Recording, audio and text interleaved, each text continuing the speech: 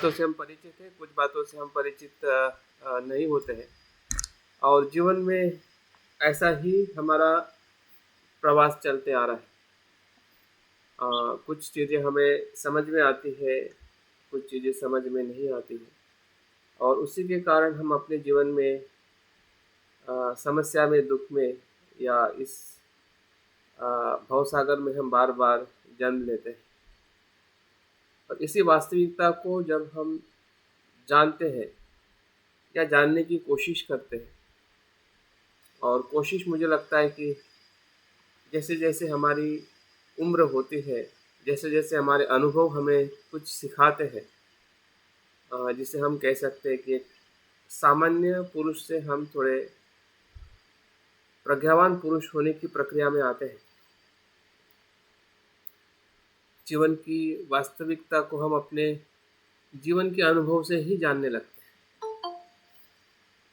और कभी कभी हमें मदद करने के लिए जो हमारे सामने जो हमारा आदर्श है, बुद्ध धम्म संघ, हमें हमेशा वास्तविकता को दिखाने के लिए, पहचानने के लिए हमें प्रेरित करता है। लेकिन वो प्रेरणा तभी हमारे जीवन में उत्पन्न होती है जब हम अपने जीवन से सत्यता को थोड़ा जानने का अनुभव हमारे पास में होता है।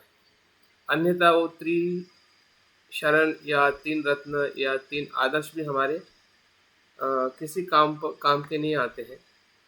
जैसे कि उदाहरण के तौर पे हम डॉक्टर और हॉस्पिटल में तभी जाते हैं कि जब हमें अपने दर्द का कुछ अंश में अनुभव होता है कि मैं पीड़ित हूँ, मैं दुखी हूँ, या मुझे शरीर में कहीं तो भी ऐसी पीड़ा हो रही है जिसके बारे में मैं बहुत कम जानता हूँ और उसमें से मुझे मुक्त होना है। तब जाके हम किसी भी डॉक्टर और हॉस्पिटल की शरण में जाते हैं। अन्यथा डॉक्टर वहीं पे है और हॉस्पिटल भी वहीं पे है, लेकिन हमारे वो किसी काम का नहीं जब तक हम अपने पीड़ा के अनुभव के संपर्क में नहीं आते। तो यही तत्व है बुद्ध धम्म संघ के, या जीवन की वास्तविकता को और गहराई में जानने का, जब हम अपने अनुभव के आधार पर बुद्ध धम्म संघ के समीप जाते हैं, या उनके शरण में जाते हैं, या उनके संपर्क में आते हैं। एक बात मैं आपसे कंसेंट चाहूंगा, आपकी एडवाइस ना। हाँ जी। तो मैंने अपने चैप्टर में भी एक बार पॉइंट रखा था, इस पे चर्चा करवाई थी और लोगों ने फिर एग्री भी किया था। अब मैं जनरली जो हम धम्म के अनुयायी हैं, तो आपस में जो खींचतान होती है उसकी वजह जो मेरे मन में आई कि हम लोग जो धम्म के अनुसार व्यवहार नहीं करते।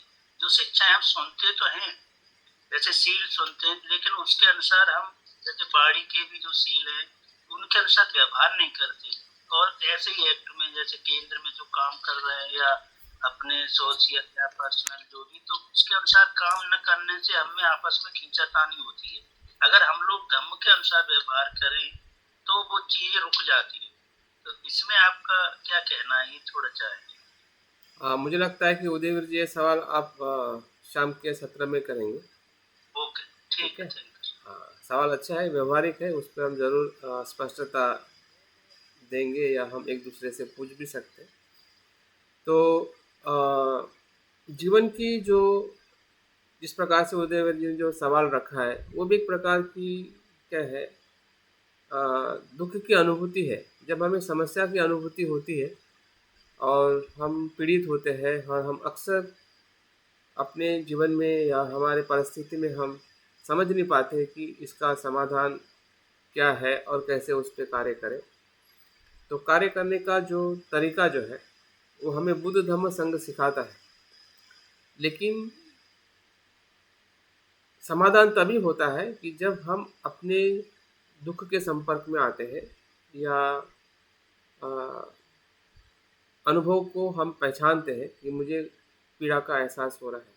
और जब जब पीड़ा का एहसास होता है, या हम और किसी को दिलाते हैं कि सही में दुख क्या है, समस्या क्या है, तभी जाके हमारे बीच के संबंध है, या हम जिस समस्या से बाहर आना चाहते हैं, तो बुद्ध धम्म संघ वहाँ पे हमें एक मित्र के रूप में एक गुरु के रूप में, एक मदद के रूप में वो हमेशा हमारे लिए तत्पर होते हैं। उनकी जो करुणा है, उनकी जो प्रज्ञा है, फिर वो शब्द के रूप में आ सकते हैं, ग्रंथ के रूप में आ सकते हैं, एक आदि कल्पना और चित्र के रूप में आ सकते हैं, या ऐसे कोई मित्र की मदद है, या भौतिक जो मदद हमें चाहिए वो मिल जाती है। तो इन सभी पूरा ऐसा कह सकते हैं कि पूरी जो प्रकृति है, वो हमारे मदद के लिए आ जाती है। वही बुद्धत्व है। प्रकृति का जो मदद करने का भाव है, जैसे पृथ्वी, आप, तेज, वायु अपने आप में एक उसी तत्व के आधार पर कार्य करते हैं, जिसे हम मदद का कार्य कहते हैं, या अनासक्त भाव से वो निरंतर संसार के जीवों को मदद करते हैं। तो उसी प्रकार से पूरा जो अस्तित्व जो है वो हमें मदद करने के लिए आ, आगे आता है। लेकिन तभी कि जब हम अपने दुख के उस तत्व को समझ पाते हैं। और यही है हमें बुद्धत्व की तरफ, या दूसरी भाषा में हम हमारे भीतर का जो शुद्ध स्वभाव जो है, वज्र सत्व के उस गुण की तरफ या उस ऊर्जा की तरफ हमें वापस लेके आता है। अभी हम अपने सुख की खोज जो है बाहर कर रहे हैं। जैसे कि उदाहरण के तौर पे हमें पता है कि हिरण का जो उदाहरण है, पूरे जंगल में घूमती रहती है जहाँ से गंध आती है, सुगंध आती है, जबकि उसकी आने वाली सुगंध जो है उसी के ही नाभि के कस्तूरी से होती है। हमारी भी हालत ऐसी ही है। लेकिन जैसे जैसे हम अपने जीवन से सीख लेते हैं, हमें धीरे धीरे चिंतन से है या लोगों के अनुभव से हमें पता चलता है, बुद्ध ने जो कहा है उस अनुभव से जब हम अपने आप को देखते हैं, या जो बोधिसत्व के जीवन को, या जो मनुष्य हमसे आगे है, जिन्होंने जीवन की सत्यता को हमसे भी गहराई से देखा है, तो उनके संपर्क में आकर हम अपने जीवन की सत्यता क्या है उसको हम ढूंढने लगते हैं। और यही कहीं ना कहीं हमें अपने जो बुद्ध स्वभाव है उसकी पहचान करने के लिए हमें प्रेरित करता है। तो साधना, ध्यान या जो भी हमारा व्यवहार है वो इसी की तरफ हमें ले जाने के लिए उपयोगी है। और इसलिए वज्र सत्व साधना एक अपने आप में सत्य को या अस्तित्व को जैसा है वैसा देखना और उसको स्वीकार करना। फिर वो ध्यान के अनुभव में भी, जो हमें ध्यान के अनुभव से हम उसको देखते हैं, गहरे अनुभव में उसके पूरे अस्तित्व को हम आधे घंटे या एक घंटे के सराव में उसको हम अनुभव करते हैं। और व्यवहारिक जीवन में भी जब हम उस ध्यान के प्रक्रिया में नहीं होते हैं, हम व्यवहारिक प्रक्रिया में होते हैं, वहाँ पे भी जीवन को जैसा है वैसा देखने का प्रयास करना ही सही अर्थ में वज्र सत्व का अनुभव है। जब हम हर चीज़ वज्र के स्वरूप में देखते हैं, वज्र का अर्थ ही है कि सत्य के स्वरूप में देखना, चीज़ें अनित्य अनात्म भाव में देखना, वही वज्र का अनुभव है। कभी कभी हमें ऐसा लग सकता है कि ये ध्यान में ही संभव है, जब हम अपने शुद्धिकरण को या कुछ सत्यता का जब हमें अनुभव होता है। और व्यवहारिक जीवन में हमें लगता है कि हम वैसा देख नहीं पाते हैं, क्योंकि वो देख नहीं पाने का अर्थ है कि वहाँ पे हम उस वज्र की ऊर्जा को इस्तेमाल नहीं कर रहे हैं। हम अपने अहंकार से या जो हमारी मिथ्या दृष्टि है उसी से हम अपने व्यवहार में व्यवहार कर रहे हैं, या हमारे जीवन में हम प्रयास कर रहे हैं, जबकि उसी जीवन के अस्तित्व को हमें अनित्य अनात्म भाव में देखना है, जैसा है वैसा देखना है। वही वज्र का अनुभव है। वज्र मतलब ऐसा नहीं कि वो सिर्फ ध्यान में ही दिखाई देता है, लेकिन ध्यान में हमें उसको ज़्यादा गहराई में ज़रूर उसका एक साक्षात्कार करना है। कुछ अनुभव को हमें पूरी तरह से ले लेना है, लेकिन बाद में उसको धीरे धीरे हर स्तर पर, कितनी भी बुरी सी बुरी चीज़ हो, बुरे से बुरा विचार हो, जब हम हमारे व्यवहारिक जीवन में अगर द्वेष भी आता है, लोभ भी आता है, या हमारे व्यवहार भी कितने भी बुरे हो, हाँ, या कितनी भी परिस्थिति का विपरीत परिस्थिति हमारे सामने आ रही हो, फिर भी उस परिस्थिति में हमने अनित्य अनात्मक के भाव से जैसा है वैसा उसको देखते हुए, हाँ, हमें अपने व्यवहारों को सुधारना है, ताकि हमारे व्यवहार से और लोगों के व्यवहार में बदलाव हो।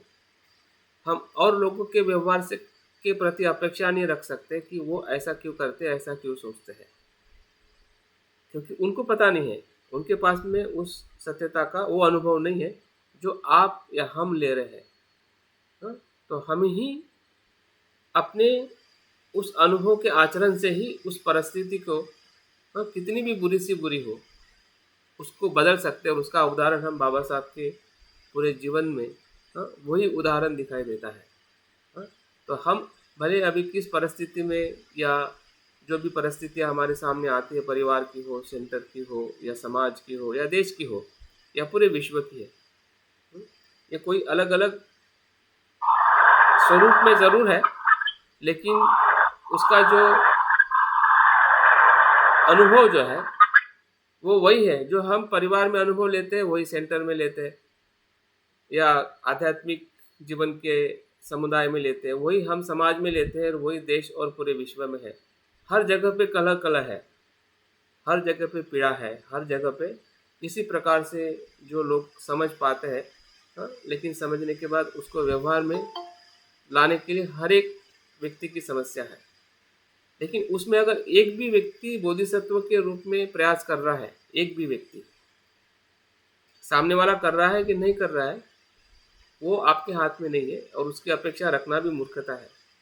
अगर हम सभी के बारे में अपेक्षा रखेंगे सभी लोग अच्छे हो जाए तब परिस्थिति अच्छी हो जाए, तो ये कभी संभव होने वाला नहीं है। और ये हम गलत तरीके से मार्गों को देख रहे हैं। समस्या हम सही देख रहे हैं, लेकिन मार्ग सही नहीं देख रहे हैं।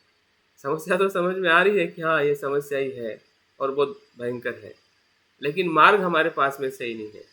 तो मार्ग का जो होना जो है वो इसी पे आधारित है कि हमें ही उस परिस्थिति के साथ रहते हुए, हाँ, जितना हमारी शुद्धिकरण होगी उतनी ही शुद्धिकरण से वो परिस्थिति 110% बदलेगी सर उसकी। हाँ जी सर, एक मिनट, ये जो बात आप कह रहे ये बिल्कुल 101% या और भी कहे तो ये सत्य है, बिल्कुल सत्य है। पर ये जो करुणा की भावना अंदर जाने अनजाने हमारे अंदर से भी फूटती है ना, बिल्कुल। सामने पड़ोसी, जैसे मेरे साथ उदाहरण है कि मेरा मित्र है ना भारती, मैं उसकी पत्नी की अवस्था और उनके घर के 3 सदस्य हैं, उनके अलावा तीनों की अवस्था 4 जनवरी को डेथ हुई है उसके बच्चे की, और आज तक वो खुद तो बेचारा हतोत्साहित है ही, उसको कोई ऐसा नहीं दिखाई देती कि वो कैसे क्या क्या ठीक करे। तो ये एक सत्य है कि उनको इस चीज का अनुभव नहीं आने के कारण वो इस दुख से बाहर नहीं निकल पा रहे, और ये हमको दिखाई देते हुए भी करुणा से हम अलग अलग तरह से प्रयत्न करते हैं, लेकिन वो सारे प्रयत्न छोटे पड़ते हैं। तो ये जो बात अभी जैसे उदयवीर जी भी कह रहे थे ना कि दूसरे लोग क्यों नहीं करते, ये क्यों नहीं करते, तो ये उसी तरह की बात है कि जिसको अनुभव आया है। आपने अभी शब्दों में पहले ही बताया ना कि जिसने साक्षात्कार किया है, जिसने समझा है, जिसने अनुभव किया, उसी की जिम्मेदारी बनती है, वही जिम्मेदारी ले सकता है, वही उस मार्ग पे आगे जा सकता है, वही बुद्ध बन सकता है। वही संभावना है। एहसास ही नहीं हो रहा है, वो तो उसका जीवन शुरू ही नहीं हुआ, वो कैसे करेगा? और वही संभावना ले ले, चाहे कुछ ले ले, कुछ भी करे हो। तो ये करुणा का फोर्स, चाहे भले ही हम अज्ञानी हैं, नहीं जानता हूं मैं, लेकिन फिर भी मुझे वही चीज करने के लिए बार बार प्रेरित करता है कि लोगों ने भी ऐसा होना चाहिए। हाँ बिल्कुल। तो यही है बुद्धत्व का जो अगर बुद्ध कहते हैं कि संसार को सुखी करना है, और संसार का जो स्वभाव है वो लोभ द्वेष मोह के अग्नि में जल रहा है, और इस अग्नि में हमें भी सुरक्षित होना है और औरों को भी सुरक्षित करना है। अभी औरों को सुरक्षित करने का जो दायित्व जो है वो उसी को लेता है, वही ले सकता है कि जो स्वयं सुरक्षित है। और हम कितने लोगों को सुरक्षित करेंगे इसकी कोई संख्या निर्धारित नहीं की जा सकती। कभी कभी हमें लगता है कि संसार मतलब सभी जीव, वो तो है ही सभी जीव, लेकिन सभी जीव में जो आप सुरक्षित कर सकते हैं, क्योंकि बोधिसत्व सोचता है सभी के लिए। जिसे कहते हैं ना कि वैश्विक हमें सोच रखनी है लेकिन लोकल एक्ट करना है। एक्ट आप वैश्विक नहीं कर सकते। आप पूरे ब्रह्मांड में या विश्व को या विश्व के लोगों को जाके आप मदद नहीं कर सकते। मदद कहाँ पे कर सकते हैं और कैसी कर सकते हैं, हाँ? उस बात को हमें समझने की और करने की ज़रूरत है। अगर आप ऐसे ही भ्रम में रहेंगे कि यार पूरे विश्व को कैसे किया जा सकता है, कैसे करूँगा, और फिर हम करुणा को भी भूल जाएंगे या करुणा से हम लोगों को नहीं देखेंगे, तो दोनों में हमारा ही लॉस है। और हमारा लॉस मतलब परिवार, समाज और देश और संसार का लॉस है। लेकिन अगर हम ऐसा सोचते हैं कि सभी के कल्याण के लिए, हाँ मेरी भावना खुली है, लेकिन वास्तविकता में मैं जहाँ पे मदद कर सकता हूँ और जिन लोगों के लिए कर सकता हूँ, वहीं से शुरुआत होते हुए वो पूरे विश्व तक वो भावनाओं का असर होने लगता है, जिसे हम करुणा कहते हैं या जिसको हम बदलाव कहते हैं। जैसे कि बाबा साहब ने जब अपने कार्य की शुरुआत की तो सभी के दुख को उन्होंने अनुभव किया, अपने समाज के भी, और जो लोग उस प्रकार से व्यवहार करते थे उनके प्रति भी उनमें करुणा थी। लेकिन करुणा का मतलब ये नहीं कि उन्होंने ब्राह्मणों के मन को बदला। जिस मन से ये दुख आ रहा था, हाँ, लेकिन वो चाहते थे कि उसका भी मन बदला जाए। लेकिन उन्होंने सबसे ज़्यादा फोकस किया कि जिसको ज़्यादा ज़रूरत है और जो पीड़ित है और जो आगे आकर उस पीड़ा का एहसास कर रहे हैं। अभी उस समय में सभी अस्पृश्य पीड़ित थे, लेकिन सभी जातियाँ बाबा साहब के उस आंदोलन में खुद नहीं आ सके। बाबा साहब तो चाहते थे कि वो भी आ जाए, लेकिन नहीं आ पाए। तो जो आए उनके साथ में बाबा साहब ने एक आदर्श खड़ा किया कि इससे वापस कैसे आया जा सकता है और कैसे एक मनुष्यता के अस्तित्व में हमारी जो हक की जो बात है, हम कैसे शिक्षा और संघर्ष और संगठन के माध्यम से हम उसको प्राप्त कर सकते हैं।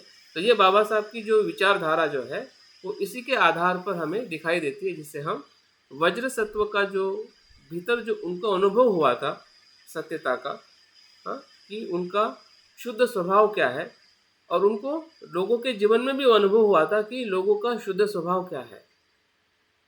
सभी मनुष्य समान है, हाँ, हर मनुष्य अपने अस्तित्व के लिए जीना चाहिए।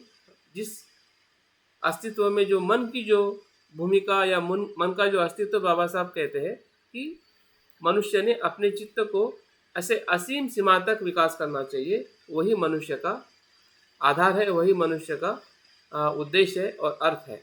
और बाबा साहब ने स्वयं के जीवन में वही किया और हमारे लिए भी उसी मार्ग को आगे ला के दिया कि आप भी इस प्रकार से अपने जीवन को देखिए ताकि आप आपके जीवन के दुख से मुक्त हो सके।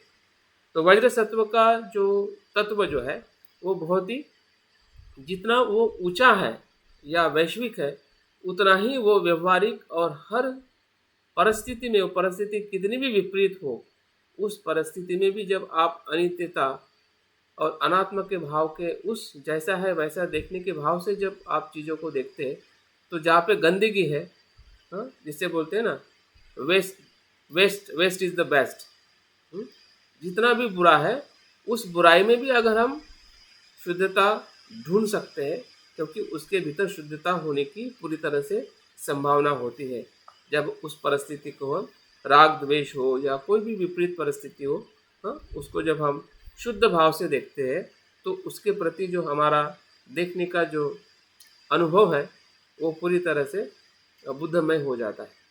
और इसलिए संसार को बुद्ध करना या बुद्धमय करना या संसार में ही बुद्धत्व को देखना, वो इस अर्थ से, हाँ, जो वज्र सत्व जो है या बुद्ध भी जो है हमें उसी प्रकार का मार्गदर्शन करते हैं और स्वयं भी वो उसी प्रकार से जिए हैं।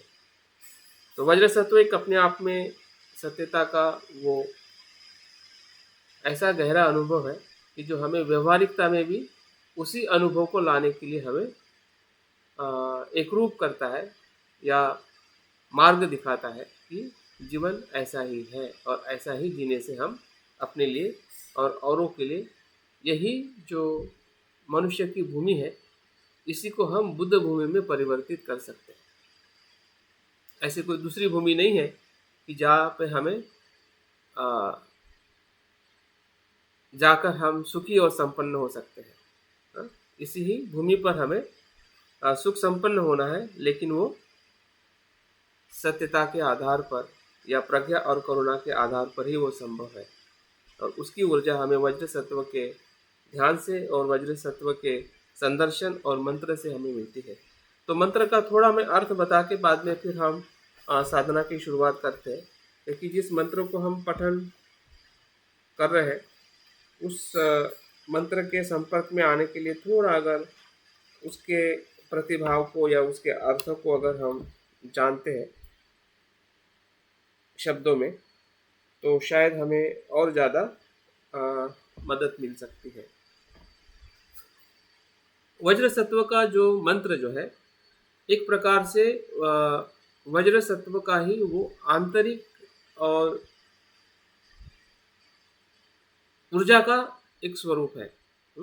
मंत्र क्या है? मंत्र को हम शब्दों में सुनते हैं, पढ़ते हैं, लेकिन वो मंत्र ना शब्द है, बल्कि वो एक प्रकार की ऊर्जा है, एक प्रकार का फार्मूला है। जैसे कि हम H2O को हम शब्दों में कहते हैं, लेकिन H2O कोई शब्द नहीं है। H2O क्या है? ऊर्जा है। जब हम लेबोरेटरी में जाके उसका जब सही तरीके से इस्तेमाल करते हैं तो उसी H2O से पानी निर्माण होता है। जबकि H2O लिखने में हम शब्दों में लिखते हैं, बोलते भी हैं और एहसास भी करते हैं, लेकिन वो एहसास सत्य का एहसास नहीं है। H2O को समझना मतलब, शब्दों को समझना मतलब H2O को समझना जैसा नहीं है। उसी प्रकार से मंत्र जो होता है वो हमारे उस चित्त की अनुभूति को दर्शाने के लिए शब्दों में उसको परोसा जाता है, लेकिन अनुभव करते समय उसको शब्द में देखने से हमें कुछ भी मिलने वाला नहीं है। उसके तरंगों को, उसकी ऊर्जा को और उसके भाव को हमें महसूस करना पड़ेगा। अन्यथा वो शब्द सिर्फ शब्द रहेगा और हम उसके सत्य, जिस सत्यता को एक्सप्रेस करना चाहता है या अनुभव देना चाहता है, शायद वो अनुभव हमारे मन में हम ले नहीं पाएंगे। और उस तत्व का जो हमें अनुभव होना चाहिए या अनुभव लेने के लिए हम जब मंत्र का पठन करते हैं, तो शायद उसका हमें अनुभव नहीं हो पाएगा और कठिन भी लगेगा और असंभव भी लगेगा कि ये संभव नहीं है। क्योंकि संभव होना और कठिन होना उस शब्दों पे आधारित नहीं है, बल्कि हम उसको कैसा समझते हैं। पहाड़ पर चढ़ना बहुत कठिन है, लेकिन सभी के लिए कठिन नहीं है। लेकिन जो पहले से कठिन समझता है और प्रयास नहीं करता है, उसके लिए तो निश्चित कठिन है। या नदी को पार करना भी कठिन है, लेकिन जो उसको सही तरीके से देखता है और उस प्रकार से कार्य करता है, तो उसके लिए ना नदी पार करना कठिन है, ना पर्वत पर चढ़ना कठिन है। तो हम किस प्रकार से जीवन को देख रहे हैं और किस प्रकार से जीवन को हम देखना चाहते हैं, और किस प्रकार से देखने से हमें दुख से मुक्त होने का अनुभव हो सकता है। तो ये सभी मार्ग हमारे आसपास में ही हमें पहचानने, ताकि हम अपने दिशा को सही तरीके से अनुभव कर सकें। तो वज्र मंत्र एक प्रकार से ये वज्र सत्व का आंतरिक चित्त है, जो चित्त हमें भी अपने भीतर इस शब्दों के तरंगों से और उसके तत्व से, जो तत्व की जो ऊर्जा जो है उस शब्दों में अभिव्यक्त की है। इसलिए वो 100 शब्दों का ये मंत्र है। देखते हैं उसके शाब्दिक अर्थों को, बाद में फिर हम ध्यान की तरफ आगे बढ़ते हैं। और उसका मैंने पीडीएफ भी बना के भेजा हुआ है, उसको आप गहराई में पढ़ सकते हैं। मैं ज़्यादा उसके बारे में विस्तृत अभी नहीं बताऊंगा, सिर्फ शब्दों का थोड़ा अर्थ बताऊंगा और उसके बाद हम ध्यान की शुरुआत करते हैं। तो एक एक जो वाक्य है या एक एक श्लोक है। वज्र सत्व मंत्र, ओम वज्र सत्व समय, इसका अर्थ बताया जाता है, जिसकी शुरुआत, इस मंत्र की शुरुआत इसी ही शब्द से होती है। ओम शब्द जो है, जब हम इसको, मैं भी पहली बार सुना था तो काफ़ी संभ्रमित रहता था। शायद आप में से भी बहुत सारे लोग इस शब्द को सुनते हुए या उसके प्रति जो हमारा संभ्रम है अभी धीरे धीरे कम हो रहा है, लेकिन फिर भी इस शब्द को हमने बहुत ही स्पष्टता से स्वीकार करना चाहिए। बौद्ध धर्म में जो ओम शब्द आया है वो कोई हिंदू या ईश्वरवाद परंपरा से नहीं है, बल्कि ओम शब्द के तत्व का यहाँ पे जो स्वरूप जो है, वह तीन जो हमारे जीवन के महत्वपूर्ण जो केंद्र है, जिसे हम अपना शरीर, वाणी और मन कहते हैं, हाँ, उसकी जो श्रेष्ठतम अवस्था है, बुद्धत्व की अवस्था है, हाँ, उस तत्व को दर्शाने के लिए ये ओम शब्द जो है वो मंत्र में आता है। या हूँ, ये शब्द जब आखिरी में आता है किसी भी मंत्र में, तो वो एक प्रकार से, उस प्रकार से मैं बनूं, हाँ, या मैं होना चाहता हूँ, या मैं ऐसा बनूंगा, हाँ, उस भाव को व्यक्त करने के लिए आता है। और बीच में जो भी अलग अलग बोधिसत्व के अलग अलग मंत्र के क्वालिटी को, गुणों को या उनकी जो प्रज्ञा और करुणा को अभिव्यक्त करने के शब्द होते हैं। मतलब मैं अपने काया वाचा मन को, जिस प्रकार के भी बुद्ध की जो क्वालिटी है, जिस मंत्र में जिस बुद्ध की आती है, वैसा मैं बनूं या हूँ या बनना चाहता हूँ। तीनों भाव के रूप में उसको हम देख सकते हैं कि वैसा मैं हूँ, मेरा मूल स्वभाव वैसा है, और वैसा बनने की मैं कोशिश करूँ या करता हूँ, और उस प्रकार से हम व्यवहार करते हैं, तो मंत्र का जो असर जो है हमारे उस गहरे चित्त पर होने लगता है, और हम उस भाव से अपने जीवन को परिवर्तित करते रहते हैं। तो ओम वज्र जो शब्द जो है ये सत्यता का स्वरूप है, शून्यता का, और सत्व मतलब हम स्वयं और सभी। यहाँ पे जो वज्र सत्व जो है एक उस बुद्धत्व की अवस्था है, और समय का मतलब यह है कि वो समय से पर है, वो किसी समय से बंधे हुए नहीं है, इसलिए उसका और उसका हमारे साथ में संबंध है। एक प्रकार का संबंध दर्शाने के लिए, हमारे साथ कैसा उसका संबंध है और हम किस प्रकार से उनसे उनके साथ में एक रूप होते हैं, उस शब्द को दर्शाने के लिए वो बताया है। मतलब जिस प्रकार से वज्र सत्व समय से पर है, वैसे ही हमारा भी जो मूल स्वभाव जो है बुद्धत्व का, वो भी समय से पर है, और इस प्रकार से दोनों का संबंध एक जैसा ही है। जैसे कि हमें बुद्धत्व के आदर्श में बताया जाता है कि बुद्धत्व के जो गुण है, वही बुद्धत्व के गुण बीज रूप में हमारे मन में भी है, और वो निरंतर और अनंत समय से वो हमारे अस्तित्व में जुड़े हुए हैं। लेकिन उसको जब हम पहचानते हैं और उस संबंध के साथ जब हम बुद्ध की शरण में जाते हैं, तब जाके वो बुद्ध शरण हमें बुद्धत्व की तरफ ले जाने के लिए मदद करता है। उसी प्रकार से ओम वज्र समय का सीधा अर्थ है कि बुद्धत्व के साथ मेरा संबंध है, और उसको मैं स्वीकार करता हूँ बहुत ही ईमानदारी से और स्पष्टता से। दूसरा जो अनुपलय,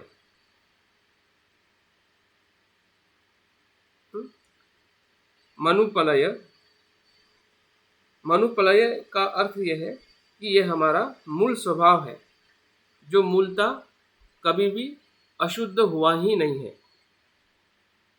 जिसको हम कहते हैं कि वो संसार के उस सभी अकुशलता से वो हमेशा मुक्त रहता है। जो भी अकुशलता आती है वो हमारे अज्ञान और तृष्णा के कारण आती है, लेकिन हमारा जो मूल स्वभाव जो है बुद्ध का, वो हमेशा शुद्ध रहता है, वो कभी भी अशुद्ध होता ही नहीं है, क्योंकि वो हमेशा अपने मूल स्वभाव में शुद्ध ही होता है। उस अर्थ से मनुप्रलय शब्द है। वज्र सत्व त्वेनु प्रतिष्ठ, इसका तत्व ये बताया जाता है कि जैसे वज्र सत्व मेरे सामने खड़े हैं, जहाँ मैंने उन्हें देखना चाहता हूँ। वज्र सत्व त्वेनो प्रतिष्ठ, वज्र सत्व मेरे सामने खड़े हैं, जैसा हम उनका संदर्शन करते हैं और उस संदर्शन में हम उनको अपने सामने खड़े देखते हैं। जैसे कि आप किसी को बुलाते हैं और आपके सामने खड़ा हो जाता है, वैसे ही हम वज्र सत्व को निर्माण करते हैं और वो हमारे सामने खड़े हो जाते हैं उस स्वरूप में, जिस स्वरूप में उनका अस्तित्व है।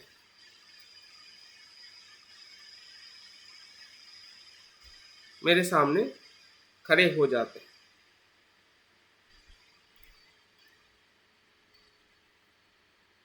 इसका बहुत सारा अर्थ अंदर दिया हुआ है। और मेरे साथ में खड़े हो जाते हैं, मेरे सामने खड़े हो जाते हैं और मेरे साथ में खड़े हो जाते हैं। जिस प्रकार से हम किसी व्यक्ति को बुलाते हैं, अगर वो व्यक्ति बहुत शक्तिशाली है, संपन्न है, तो उसका जो बल है वो भी हमारे लिए मदद रूप होता है। उसकी मदद हमें मिलती है। अगर कोई इस प्रकार का व्यक्ति है, तो वज्र सत्व इस प्रकार के व्यक्ति है कि जो पूरी तरह से शुद्ध है, वीरवान है, सभी शत्रुओं को हराने वाले हैं। तो इस प्रकार से वो मेरे साथ में है। इस भाव को, इस प्रतिष्ठ, वज्र सत्व तेन प्रतिष्ठ, इस शब्द के साथ उसका अनुवाद या उसका अर्थ जुड़ा हुआ है। दृढ़ों में भव, मेरे लिए दृढ़ता से खड़े हैं, मेरे लिए जो वे आपके कमजोरी को उबारते हैं। शांत और स्पष्ट उनकी आंखें हैं और वो हमारी जो अकुशलता है उसके अकुशलता को दूर करने के लिए वो हमेशा हमारे साथ में खड़े रहते हैं। मतलब इसको हम दूसरे भाव से भी देख सकते हैं कि अगर हम जागरूक हैं सत्यता से, अनित्यता से, तो कोई भी परिस्थिति अगर आती है तो हम बहुत ही निडरता से उस परिस्थिति से लड़ सकते हैं या लड़ते हैं। उसी अर्थ से इसको शब्द का भी अर्थ हमें यहाँ पे समझना है। सुतोषों में भव, यहाँ पे 3 शब्द एक साथ में बताए हैं, तीनों वाक्य के अर्थ। सुतोषों में भव, सुपोषों में भव और अनुरक्तों में भव। मुझ पर अत्यंत प्रसन्न रहो, मेरा पोषण करो और मुझ पर मैत्री करो। सुतोषों में भव मतलब मुझ पर अत्यंत प्रसन्न रहो। वज्र सत्व का जो भाव है या वज्र सत्व का जो संदर्शन को हम या उनके रूप को ऐसा देखते हैं कि वो हमेशा हमें प्रसन्न करे, आनंदित करे और वो हमारा पोषण करे और साथ में मैत्री बनाए रखे। मतलब उस सत्य को अगर यहाँ पे हमें उस व्यक्ति के रूप में देखना संभ्रमित लगता है तो हमने सत्य के रूप में देखना चाहिए। हम सत्य को वैसा महसूस कर रहे हैं जिसे हम हमारी प्रज्ञा कहते हैं। प्रज्ञा को हम ऐसा महसूस कर रहे हैं कि वो हमें प्रसन्न करे या प्रसन्न रहने के लिए हमें मदद करे, वो हमें पोषण करने के लिए मदद करे और वो मुझ पर मैत्री भाव बनाए रखे, मदद करते रहे। तो इस शब्दों को इसमें बताया गया है जिससे हमारा उसका गहरा संबंध है।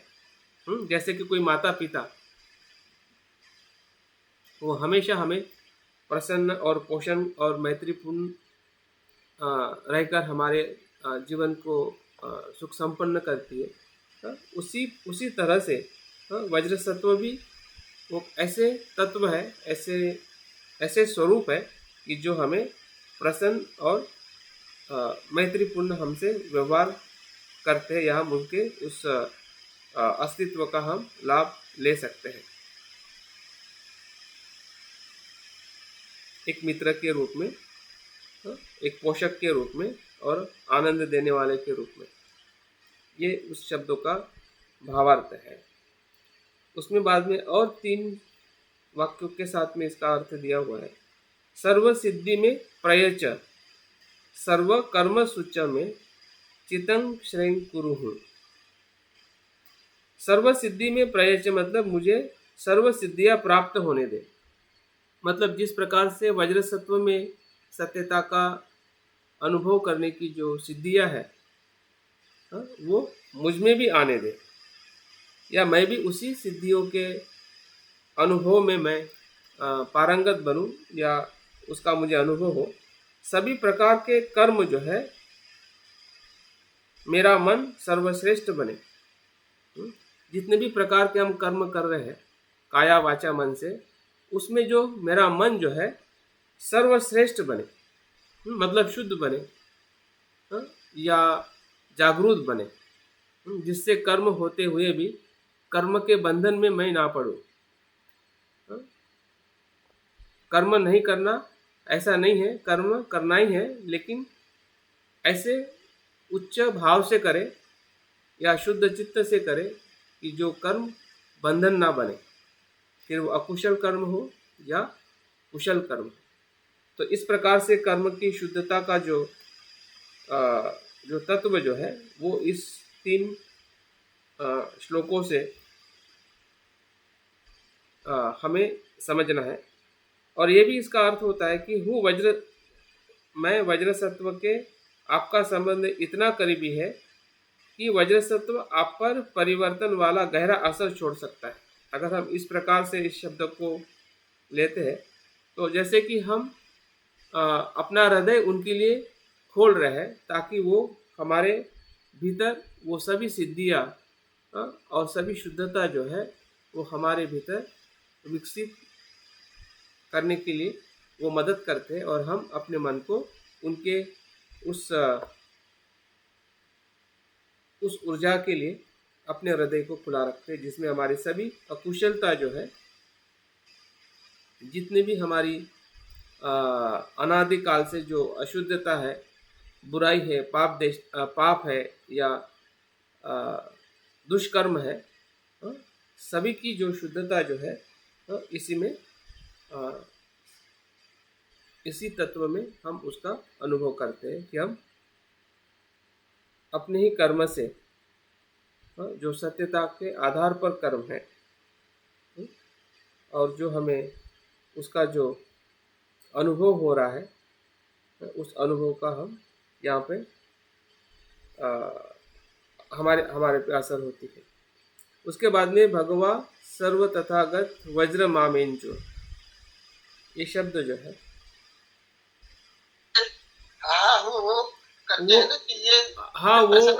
वो एक प्रकार से आपके चित्त को एक धारा देने के लिए है। मतलब ऐसा ही हो रहा है, ऐसा ही करूँगा। हम बोलते हैं ना, हाँ, मतलब रिस्पॉन्स देना, ग्रहणशीलता, और उस ग्रहणशीलता के भाव को उसको हाँ हाँ हाँ हाँ हाँ, मतलब हाँ मैं ऐसा ही करूँगा, एक बार नहीं बल्कि 5 बार वो कह के हम उसकी जो अनुभूति जो है वो हमारे भीतर हम स्वीकार करते हैं या उसको हम ग्रहण करते हैं। भगवान सर्व तथागत वज्र मामेंच, भगवान मतलब बुद्ध सभी वज्रों के तथागत है। मतलब यहाँ पर हम बुद्ध के संपर्क में या बुद्ध को हम उसी वज्र के रूप में देखते हैं। मतलब वज्र और बुद्ध जो है एक समान है। मुझे मत छोड़ो, वज्र सत्व सभी तथागतों का वज्र है। जैसे कि हमने इस शब्दों को सुना होगा कि सभी बुद्ध जो है प्रज्ञा पारमिता के अनुभव से ही जन्म लेते हैं। सभी बुद्ध की भूमि जो है वो प्रज्ञा की भूमि है। प्रज्ञा पारमिता से ही सभी तथागत बुद्ध का जन्म होता है और प्रज्ञा पारमिता को ही बाद में वज्रयान में उसको वज्र शब्द से संबोधित किया गया है। तो इस प्रकार से कि हम इस तत्व में कि वज्र सत्व मुझे मत छोड़े, वज्र सत्व सभी तथागतों का वज्र है। मतलब जो साक्षात्कार जो है, साक्षात्कार को यहाँ पे बताया जाता है। जो शून्यता का और बुद्धत्व का जो साक्षात्कार है वो इस तत्व में अभिव्यक्त होता है। भगवा सर्व तथागत वज्र मामे मुंचो। और आखिरी में जो वज्री भव महासमय सत्व, वज्र धारण करने वाले, महामैत्री बंधन में बांधने वाले,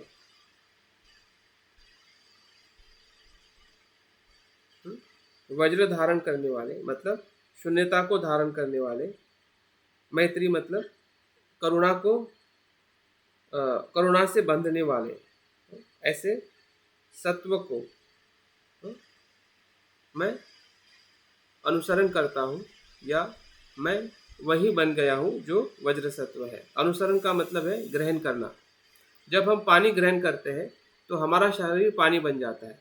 हम जैसा हवा ग्रहण करते हैं तो हमारा शरीर हवा हो जाता है। तो हवा होना, हवा लेना मतलब ग्रहण करने से ही वो पूरा हम वैसा हो जाते हैं। वैसे उसी प्रकार से उस वज्र सत्व को जब हम मंत्र के माध्यम से या संदर्शन के माध्यम से जब उनको हम निर्माण करते हैं अपनी कल्पनाओं से और शब्दों के तरंगों से जब हम उसको चैंटिंग करते हैं तो चैंटिंग शब्दों की नहीं होती है बल्कि उनके वो चित्त के जो तरंग है और उस तरंगों से आया हुआ जो अनुभव है वो हमारे भीतर हमें भी उसी भाव में रूपांतरित करता है। और रूपांतरित करने का मतलब यह है कि उसके ऊपर जितनी भी बुराई है, अशुद्धता जब नष्ट हो जाती है तो जो रहता है वो बुद्धत्व ही रहता है या शुद्ध ही रहता है। जब अशुद्धता नहीं है तो जो शुद्धता है वही पहले ही थी। अभी इतना ही फर्क हुआ कि वो अशुद्धता हट गई और इसका मतलब ये हुआ कि हम पहले से ही शुद्ध थे, लेकिन अशुद्धता के कारण उस शुद्धता का हमें भास नहीं होता है, क्योंकि हम उस प्रकार से अपने अस्तित्व को हम जिसे हम विपर्यास कहते हैं या मिथ्या दृष्टि के कारण वो जो उस सत्य का जो दर्शन है वो हमसे बार बार छूटते जाता है या उससे हम दूर होते जाते हैं। लेकिन जैसे जैसे हम साधना के माध्यम से या जो भी हमारा आचरण करते हुए हम जो समीप जाने की कोशिश कर रहे हैं तो यही इसी सत्य के खोज में हम भटक रहे हैं। इसी सत्य के समीप आना चाहते हैं कि जो हमारे ही अस्तित्व के साथ में जुड़ा हुआ है, जिसे हम वज्र सत्व के स्वरूप में हम देखकर उसके संपर्क में आते हैं। और आखिरी शब्द जो है आहा हूँ फट। आहा हूँ फट। फट का मतलब है नष्ट करना, विध्वंस करना। किसका विध्वंस करना? स्व के आसक्ति का विध्वंस करना, नकारात्मकता का विध्वंस करना, मार का विध्वंस करना।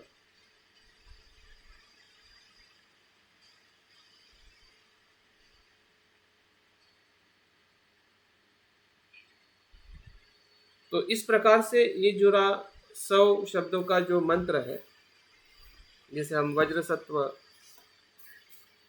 के ध्यान में हम पठन करते हैं, तो मुझे लगता है कि अभी हम इसके और कुछ शब्द छूटे हुए हैं या कुछ बातें मैं उतने गहराई में नहीं बता पाया हूँ, तो उसको आप ज़रूर पढ़ सकते हैं, जो पीडीएफ में मैंने कल ग्रुप में डाले हुए हैं। अगर आपके पास में मीटिंग द बुद्धा ये ग्रंथ है, अगर मित्रों ने खरीदा हुआ है, मित्रों के लिए शायद ये अवेलेबल था, तो इसमें भी वज्र सत्व का जो चैप्टर है उसमें आप और उसको पढ़ सकते हैं, चिंतन कर सकते हैं, क्योंकि ये आपके अनुभव पे आधारित है कि उसको आप किस प्रकार से समझते हैं। मेरे बताने का ये कोई कौन सा ग्रंथ है तेरा? ये किस ग्रंथ में meeting the Buddha? Meeting the Buddha, teaching the Buddha, meeting the Buddha, meeting the Buddha, meeting the Buddha. ठीक है सर। तो मैं जो बता रहा हूँ वो पर्याप्त नहीं है, क्योंकि पर्याप्त इसलिए नहीं है क्योंकि वो आपके अनुभव पे डिपेंड करता है कि आप उसको किस प्रकार से समझ कर ग्रहण करते हैं। तो अभी हमारी बारी है कि हमें समझना है और ग्रहण करना है। तो अभी अपने ध्यान के लिए हम थोड़ा ये शब्द है ना, इसका क्या अर्थ है? अह का मतलब है कि आपका जो चित्त जो है ना, आपका अस्तित्व जो है, और अस्तित्व में जो अहंकार है उसको नष्ट करना है। या पूरे जो मंत्र का जो केंद्र जो है यही है कि अस्तित्व में जो अहंकार है, स्व है, उसको नष्ट करना। यह होता है जब हम इस मंत्र के ये उसकी जो अलग अलग तत्व है या अलग अलग जो उसमें भाव जो बताए जाते हैं कि किस प्रकार से हम उनके संपर्क में उनको हम महसूस करते हैं, कैसे उनके साथ हमारे संबंध रहते हैं, और किस प्रकार से हम अपने चित्त के उस शुद्धता को महसूस करते हैं। और फिर अंतिमता वो एक ऐसा अनुभव होता है कि सही में इस अस्तित्व में मुझे अहंकार रहित ही मेरा मूल अस्तित्व है। जब हम उसके आसक्ति को या स्व आसक्ति की जो धारणा है उसको टूटते हुए देखते हैं, बस। जहाँ पे अनित्य है वहीं पे बुद्ध है,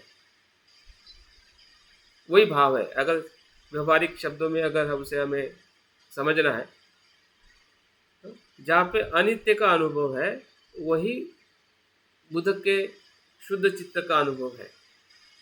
और वही इस शब्द में बताया गया। फट का मतलब है कि भी नष्ट होने वाला या नष्ट होते हुए उसको देखना ही जो हमारी बुद्धत्व का जो अनुभव है वही से शुरू होता है। जो हमारा मूल चित्त है वही से प्रकट होता है, वही से हमारा धम्म जीवन शुरू होता है। तो ठीक है, ध्यान के लिए अभी हम शुरुआत करते हैं। अपनी बैठक को आप ठीक तरीके से कर लीजिए।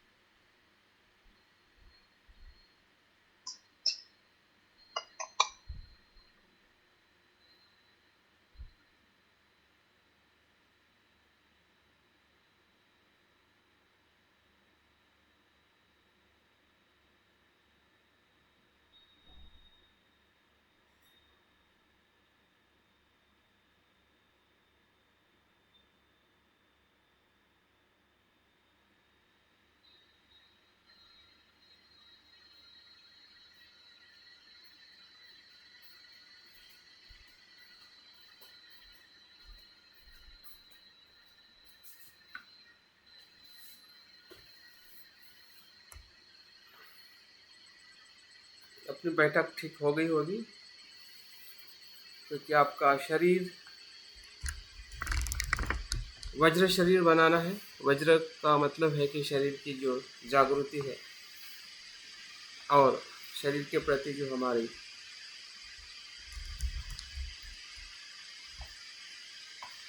स्मृति है। शरीर है लेकिन मैं शरीर नहीं हूँ। मैं के भाव से मुक्त होकर शरीर को देखना ही वज्र शरीर है। शून्यता के भाव में हमें शरीर को देखना है, शरीर की जागृति धीरे धीरे हमें शून्यता के अनुभव में ले जा रही है। ये शरीर अनेक पदार्थों से बना है।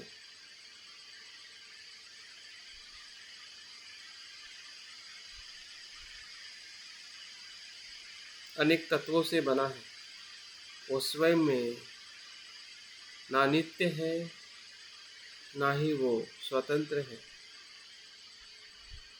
उसी का ही अनुभव शून्यता का अनुभव है।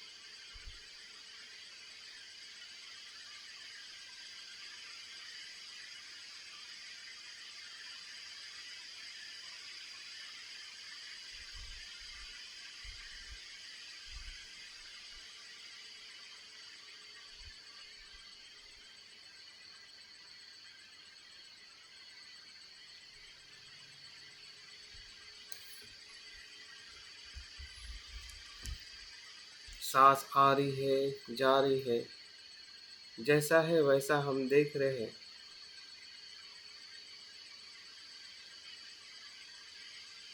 और शरीर होते हुए भी शरीर की आसक्ति का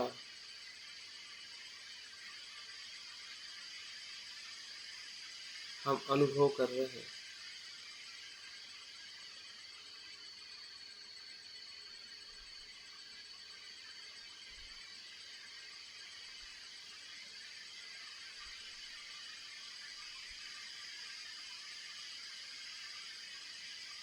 पूरा शरीर सांस ही सांस है। आसक्ति जैसा ऐसा कुछ भी नहीं है।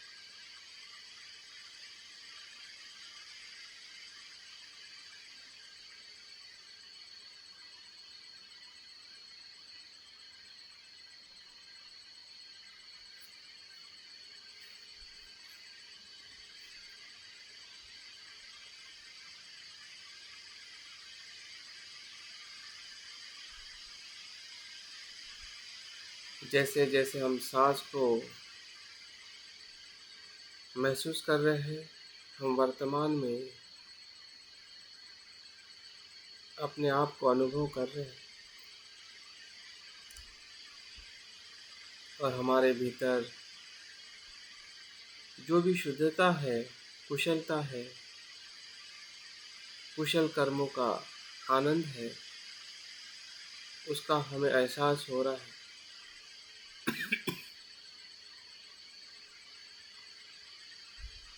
हमारी श्रद्धा हो, शील हो, दान हो, मैत्री हो, सभी कुशल गुण हमारे भीतर है। उसमें हम आनंदित हो रहे हैं।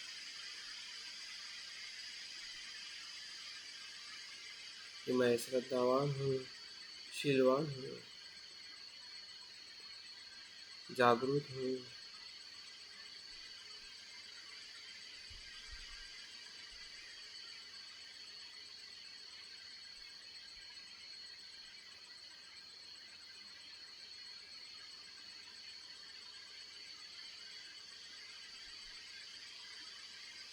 मेरा शरीर और मन अनेक घटकों से बना है।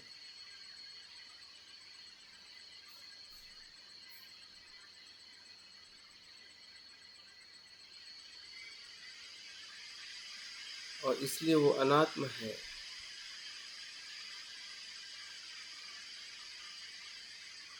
अनात्म के अनुभव के साथ ही हमें धीरे धीरे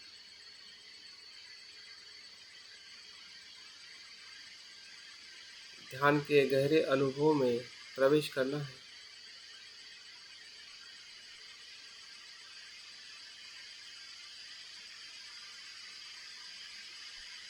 जो हमारे शरीर में पृथ्वी है, आप है, तेज है, वायु है, आकाश है और विज्ञान है, ये सभी तत्व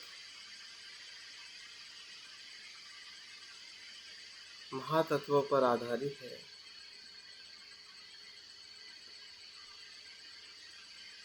ये मेरे मैं से निर्माण नहीं हुए हैं। इसका अस्तित्व दूसरे अस्तित्व पे निर्भर है।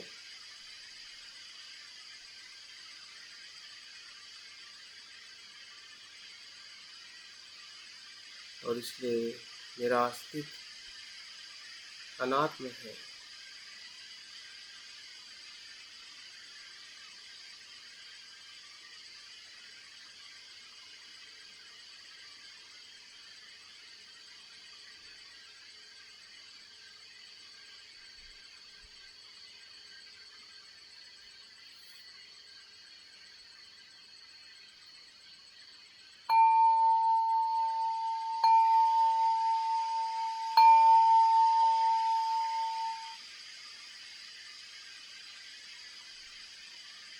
हमारा शरीर और हमारा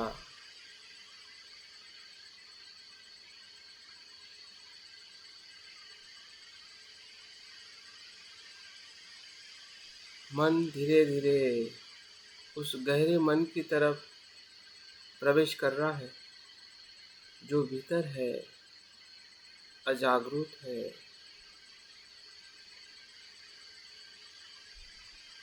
जो कल्पना करता है, जो विचारों से पर है।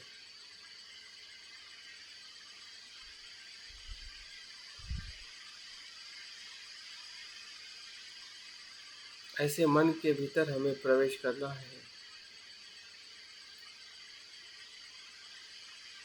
और उसी मन का हमें आधार लेना है।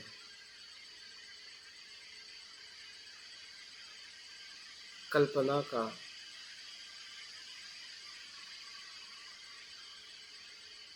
जो सत्यता को निर्माण करता है, या उसे हमें सत्यता के आधार पर निर्माण करना है, जो हम अपने शरीर में अनुभव करते हैं, जो मन में हमने अनुभव किया है।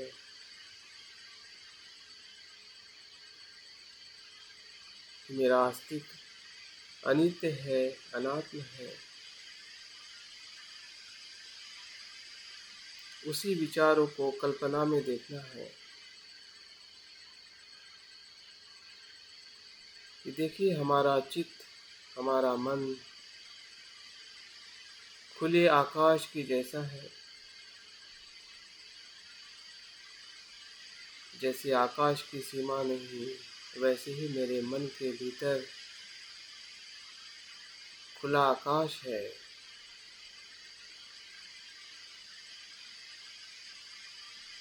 जो शून्यता का भाव अनुभव हो रहा है।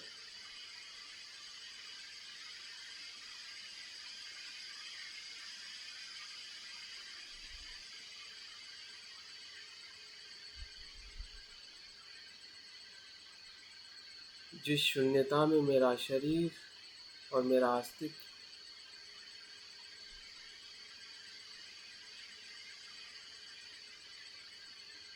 जो नीचे भी आकाश है, ऊपर भी, चारों दिशाओं में, जिस प्रकार से ये पृथ्वी ब्रह्मांड में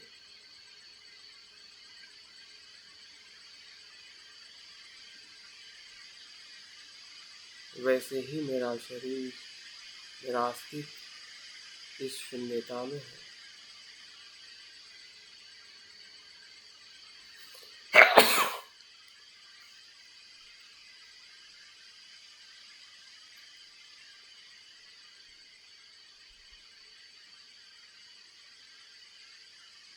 देखिए इस नीले आकाश में कुछ निर्माण हो रहा है, क्योंकि निर्माण वही होता है जहाँ पे खुली जगह होती है।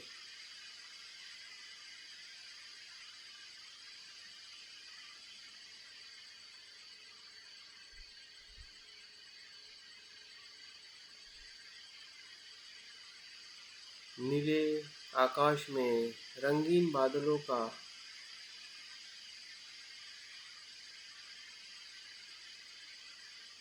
अस्तित्व हम देख रहे हैं,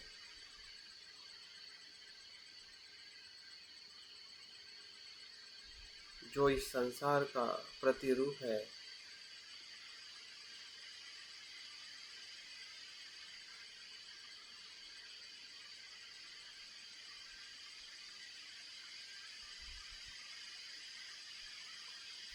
और इस रंगीन बादलों के मध्य से एक शुभ तेजस्वी कमल पुष्प बाहर आ रहा है।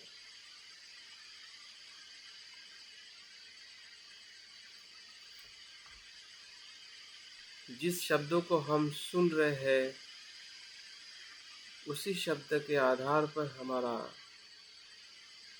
कल्पना करने वाला चित्त उसकी कल्पना कर रहा है, क्योंकि हर एक शब्द सत्यता को दर्शाने वाले हैं।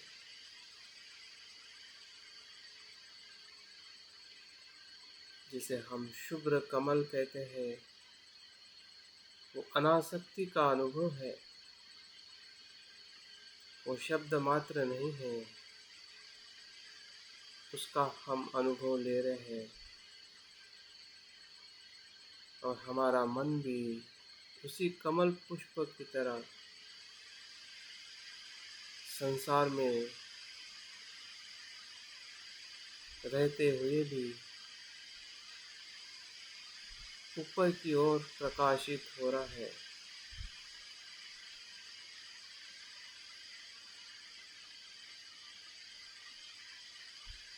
उस तेज को हम अपने भीतर भी अनुभव कर रहे हैं।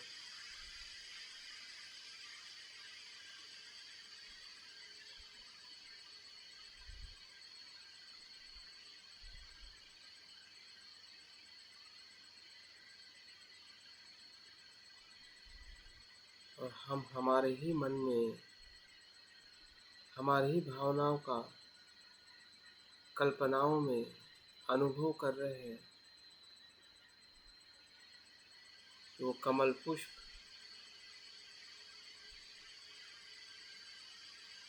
तेज से भरा हुआ है, जो अनासक्ति का अनुभव है।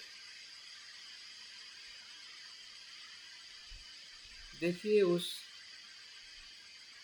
कमल पुष्प पर वज्र सत्व का बीज मंत्र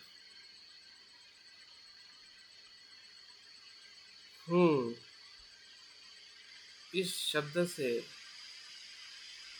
तरंगों में हमें दिखाई दे रहा है।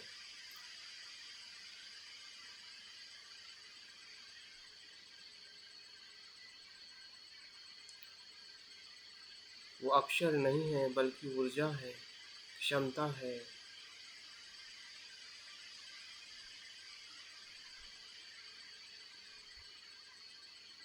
उसी बीज से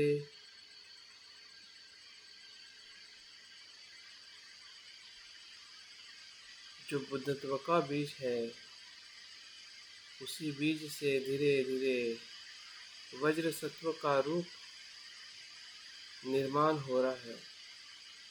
जैसे कि कोई बीज से अंकुरित होते हुए एक विशाल पौधा विकसित होता है।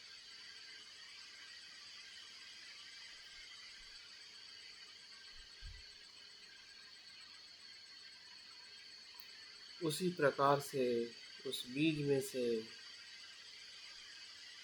शुभ्र तेजस्वी प्रकाशित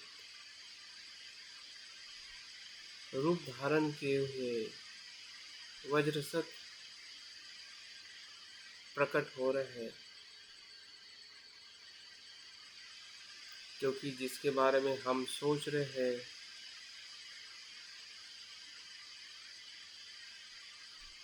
उसी कल्पना से वो निर्माण हो रहे हैं।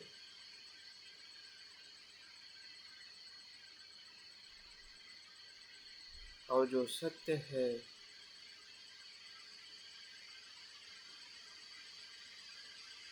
जो स्वभावतः शुद्ध है, उसी की हम कल्पना कर रहे हैं, संदर्शन कर रहे हैं।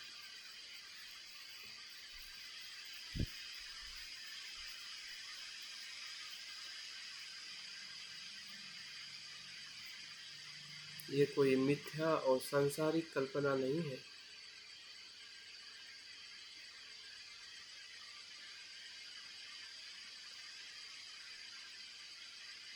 ये हमारे मूल स्वभाव की, बुद्ध स्वभाव की कल्पना है।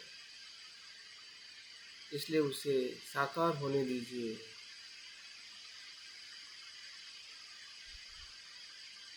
हमारे कल्पना शक्ति का जितना हो उतना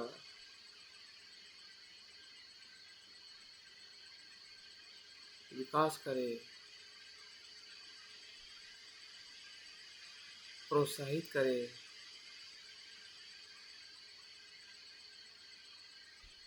प्रेरित करें कि इस प्रकार की कल्पना मैं देख पा रहा हूँ।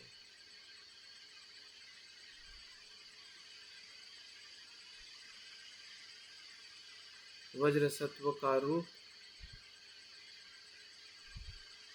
हमारे ही चित्त की अभिव्यक्ति है, हमारे ही चित्त का स्वभाव है। जैसे कोई चित्रकार एक चित्र को निर्माण कर रहा है जो उसके भावनाओं में दबा हुआ है, उसी प्रकार हम वज्र सत्व के रूप को प्रतिष्ठित कर रहे हैं।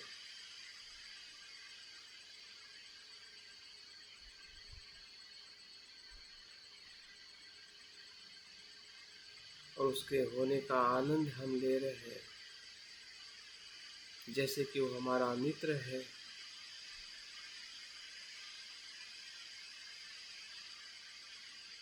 जिससे हमें प्रसन्नता हो रही है।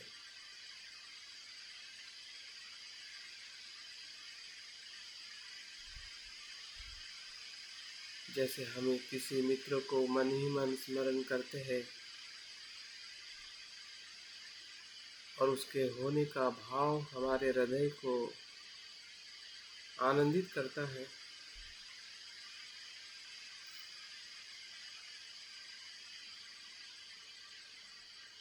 वैसे ही हम आनंदित हो रहे हैं, क्योंकि ये प्रकाश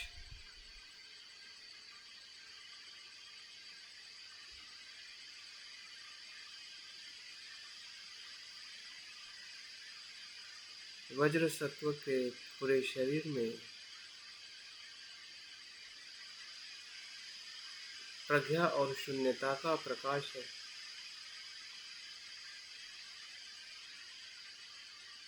जैसा है वैसा देखना और सभी जीव मात्रा के प्रति करुणा का भाव रखना,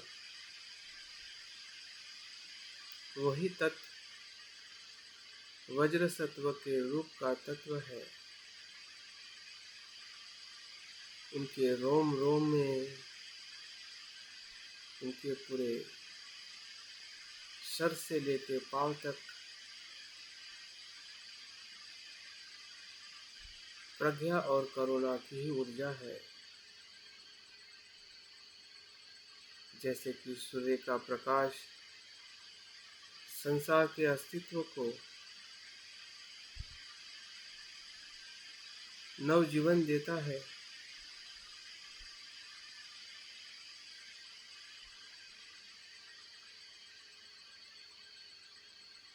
उसी प्रकार वज्र सत्व संसार के सभी दुखों को मुक्त करता है। जैसा है वैसा देखना सिखाता है, वही उसके अस्तित्व का चैतन्यमान तेजस्वी ऐसा रूप है जो ध्यान की अवस्था में सुंदर चिवर परिधान करे हुए शुभ्र चिवर जो स्वयं प्रकाशित होकर औरों को भी प्रकाशित करता है।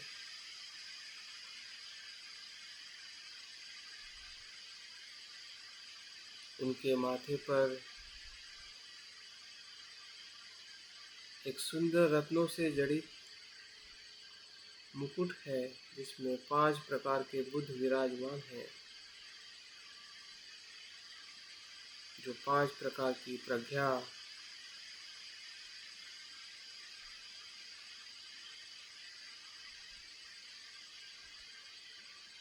वज्र सत्वों में समाई हुई है।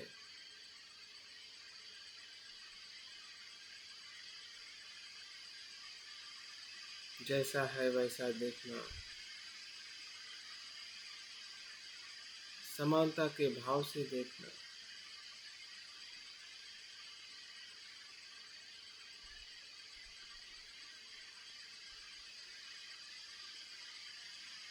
कर्म को परिपूर्ण करना,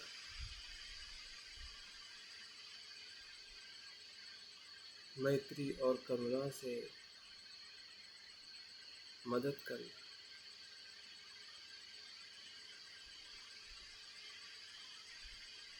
अलग अलग प्रज्ञा की जो अनुभूति है,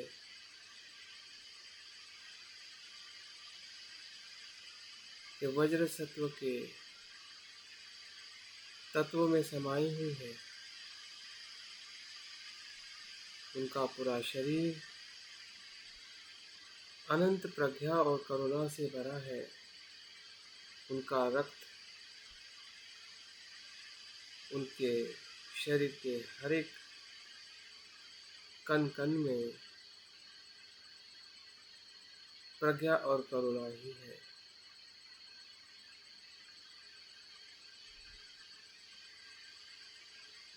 उनके शरीर में उनका जो वज्र सत्व मंत्र है,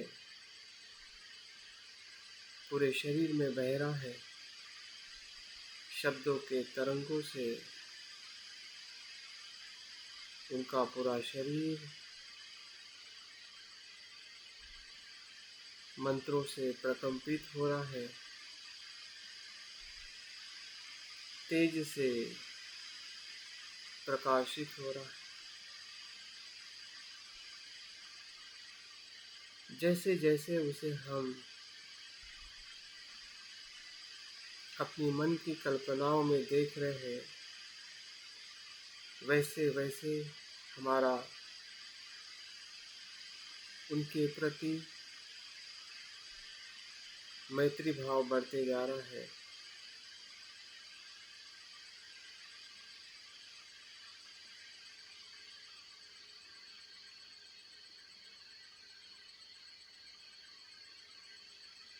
हमें प्रसन्नता का अनुभव हो रहा है।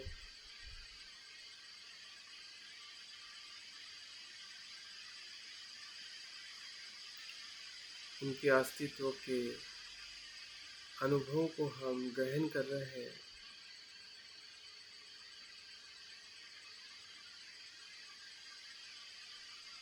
उनके पास जो प्रतीक है, दाहिने हाथ में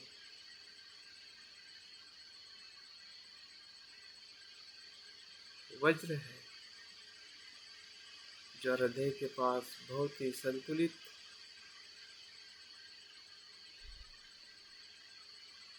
उन्हें पकड़ा हुआ है,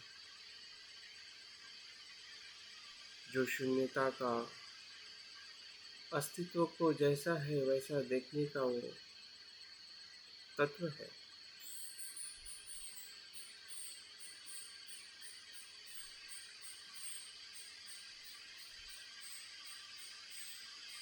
संसार के जीवों को मदद करने का तत्व है।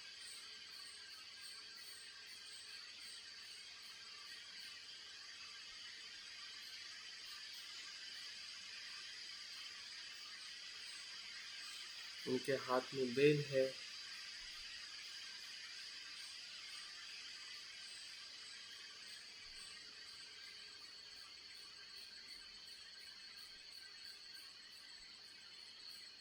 जिसके आवाज से सभी जीव मात्र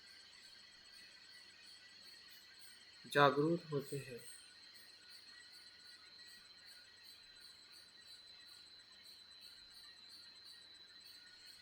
प्रज्ञा का अनुभव होता है, अनित्यता का अनुभव होता है।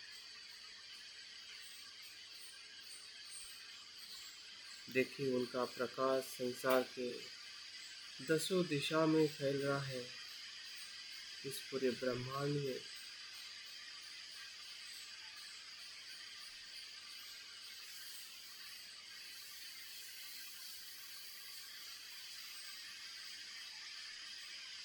और सभी सत्वों को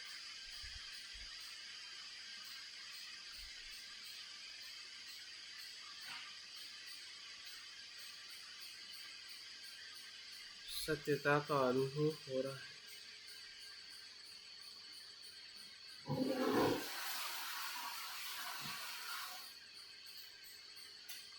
क्योंकि हर एक सत्य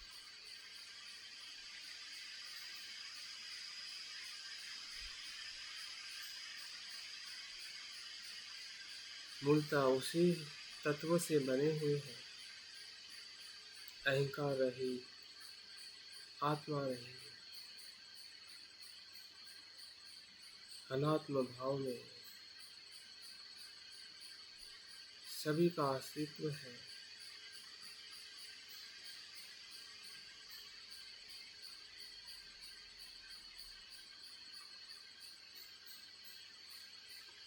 और सभी जीव अपनी पीड़ा से सत्य को जानकर मुक्त हो रहे हैं। ये कोई कल्पना मात्र नहीं है, यही सत्यता है। ऐसा होने से ही संसार के सभी जीव मुक्त होते हैं। दूसरा कोई मार्ग नहीं है।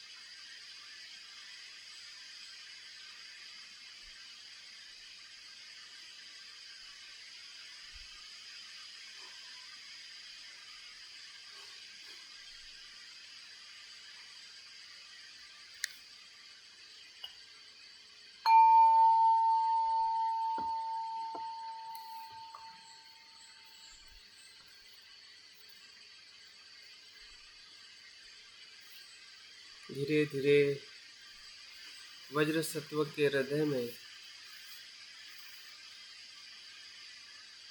जो प्रज्ञा और करुणा का प्रकाश है,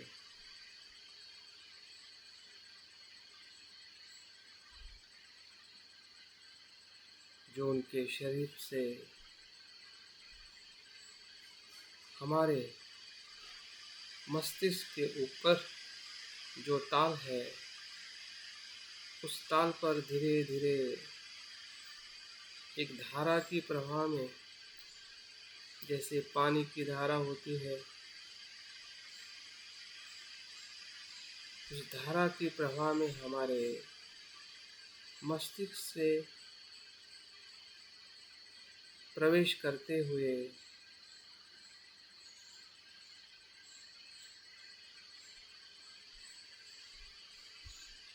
पूरे शरीर में फैल रहा है। हमारे आँखों में, हमारे सभी इंद्रियों में, शरीर के हर एक अंग प्रत्यंग में, पेशी पेशी में, जैसे कि सांस शरीर के हर एक पेशी में जाता है और हमें हर क्षण जीवन मिलता है। उसी प्रकार से प्रकाश जिसमें सत्यता है, शुद्धता है, स्वरहित है, अज्ञान रहित है,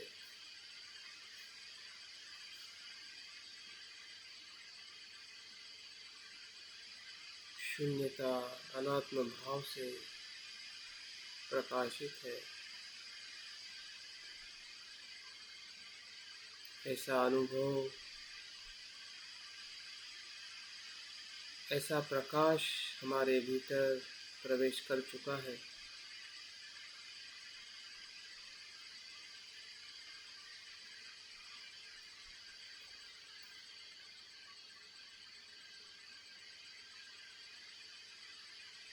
जो प्रकाश वज्र सत्व का है,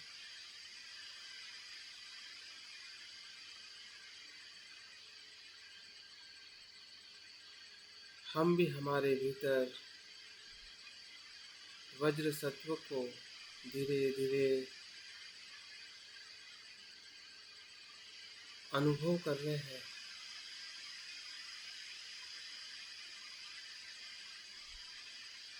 लेकिन ऊपर बहुत दुष्कर्मों का जाल है, क्लेश है,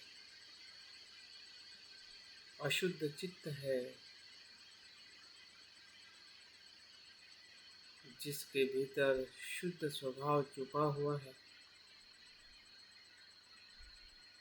अंधेरे में, क्लेशों में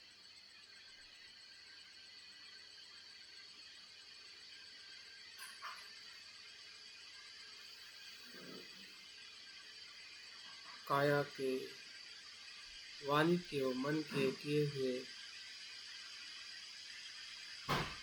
कर्मों से घेरा हुआ है। लेकिन अभी जो प्रकाश हमारे भीतर हम देख रहे हैं, जो हमारा ही मूल स्वभाव है,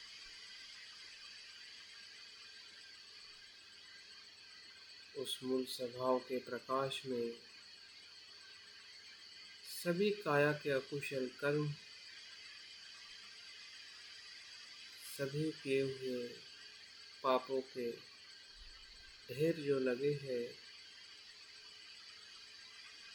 जिससे हम पीड़ित है, भयभीत है, हताश निराश है, और सभी पाप कर्म इस प्रकाश में शुद्ध हो रहे हैं।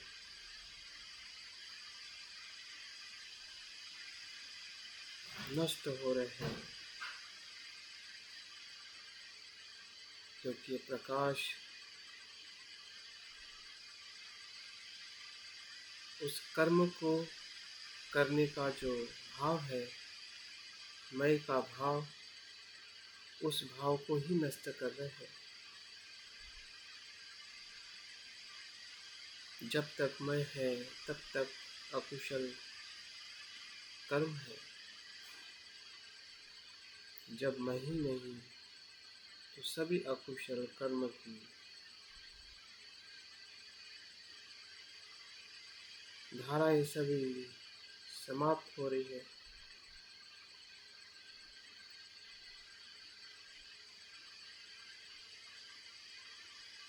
मैं के होने से ही कर्म होता है, पाप होता है। जब मैं ही अनित्य है, अनात्म है, इस शुद्ध भाव से मिथ्यामय का नाश हो रहा है, जिसके कारण सभी पाप कर्म से हम शुद्ध हो रहे हैं।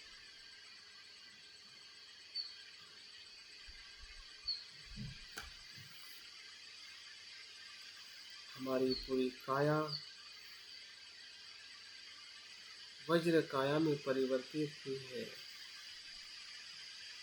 शून्यता भाव में हम काया को देख रहे हैं, अनात्म भाव में हम काया को देख रहे हैं।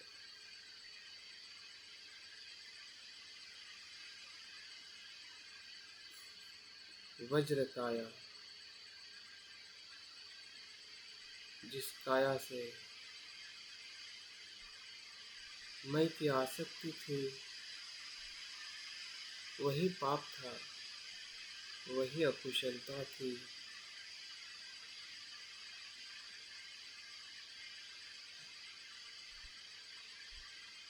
उसका अस्तित्व ही आधारहीन है, शून्य है।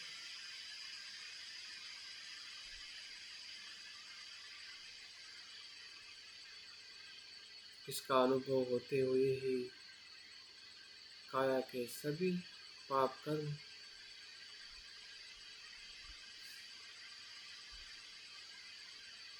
नष्ट हुए हैं।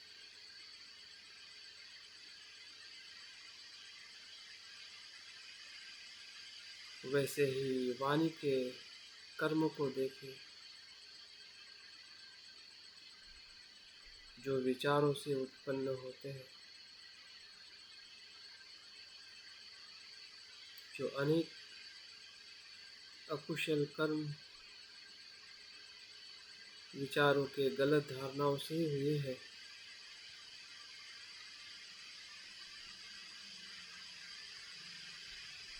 सुबह की धारणा ही समाप्त हो रही है और इस कारण सभी अकुशल कर्म से हम मुक्त हो रहे हैं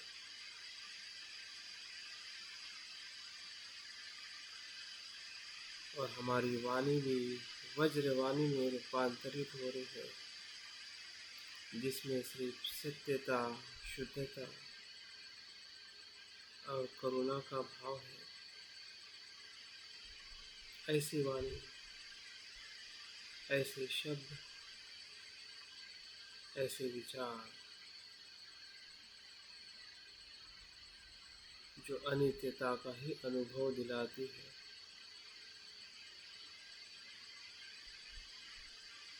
भीतर बाहर, भूतकाल, वर्तमान, भविष्य, हर जगह पर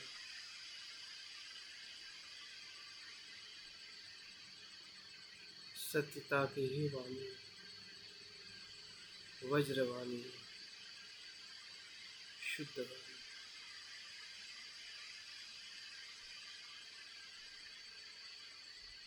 वैसा ही हमारा मन केंद्र जो है, जिसमें क्लेशों का भंडार है, वो सभी बीज, सभी पाप कर्म जो मन से हजारों बार, लाखों बार हुए हैं, उस पश्चाताप की आग में हम भयभीत है, उस सब भय से भी हम मुक्त हो रहे हैं, क्योंकि उसका अस्तित्व ही अनित्य है, अनात्म है, जो स्वयं में स्वतंत्र नहीं है।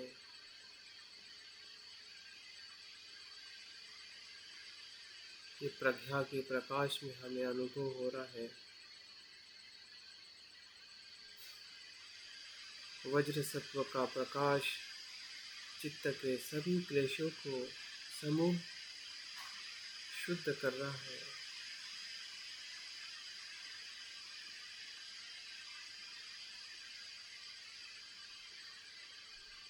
पूरा हमारा अस्तित्व काया, वाचा और मन का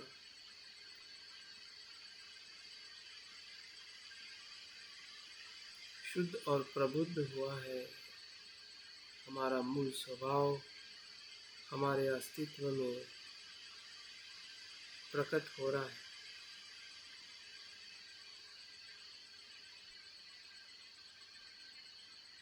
पूरी तरह से हम प्रज्ञा और करुणा में, वज्र सत्व के स्वभाव में रूपांतरित हो गए हैं और हम स्वयं वज्र सत्व में अनुभव कर रहे हैं। जो हमारे मन में है, जो निर्माण किया है, वही मेरा मूल स्वभाव है, वही मैं हूँ। मैं ना नित्य हूँ, ना पापी हूँ, ना अशुद्ध हूँ।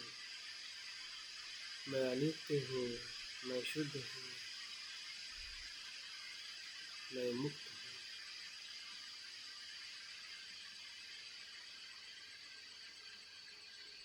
यही वज्र सत्व का अनुभव है, जो क्षण प्रति क्षण हमें हमारे शरीर, विचारों और भावना में निरंतर बह रहा है। हमारा शरीर भी पूरी तरह से प्रकाशित हो गया है।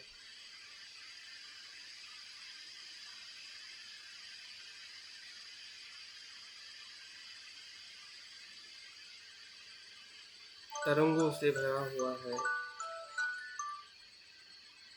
प्रकाश के तरंग पूरे अस्तित्व में हम देख रहे हैं।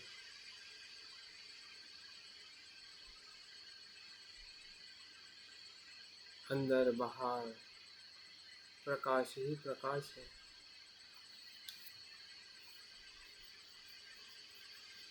जिसमें असीम प्रज्ञा और करुणा है। संसार के सभी जीवों को दुख से मुक्त करने की कामना, उन्हें भी सत्य का अनुभव कराने का अधिष्ठान,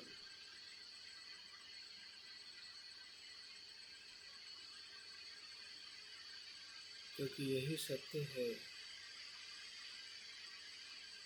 यही सुख है। जिस सुख की हर मनुष्य तलाश कर रहा है।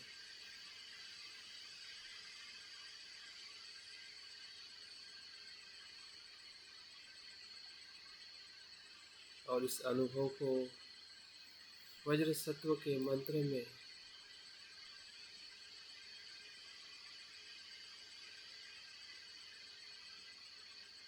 हमें और गहराई में, ध्वनि में और तरंगों में उसका अनुभव करना है। ओम वज्र सत्व समय अनुपलय वज्र सत्व त्वेनुपतिष्ठ द्रोणो मे भव सुतोषो मे भव सुपोषो मे भव अनुरक्तो मे भव सर्वसिद्धि मे प्रयच सर्वकर्मसु च मे चितं क्षयं कुरु हा हा हा हा हो। भगवान सर्वतथागत वज्र मामे मुंच वज्री भव महासमय सत्व फट। ओम वज्र सत्व समय मनुपलय वज्र सत्वत्वेनुपतिष्ठ द्रुडो मे भव सुतोषो मे भव सुपोषो मे भव अनुरक्तो मे भव सर्वसिद्धि मे प्रयच सर्वकर्मसु च मे चितं क्षयं कुरु हा हा हा हा हो। भगवान सर्वतथागत वज्र मामे मुंच वज्री भव महासमय सत्व फट। ओम वज्र सत्व समय मनुपलय वज्र सत्वत्वेनुपतिष्ठ द्रुडो मे भव सुतोषो मे भव सुपोषो मे भव अनुरक्तो मे भव सर्वसिद्धि मे प्रयच सर्वकर्मसु च मे चितं क्षयं कुरु हा हा हा हा हो। भगवान सर्वतथागत वज्र मामे मुंच वज्री भव महासमय सत्व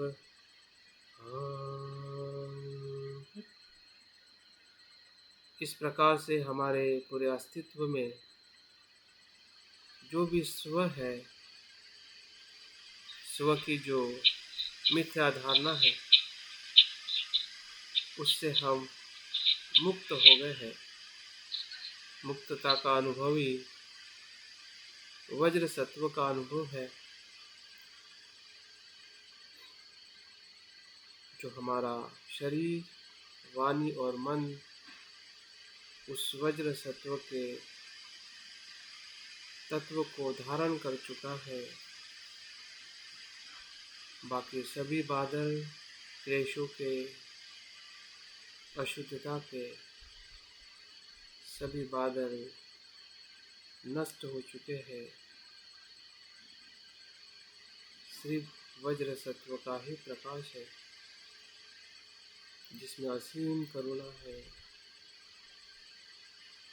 असीम सत्यता है।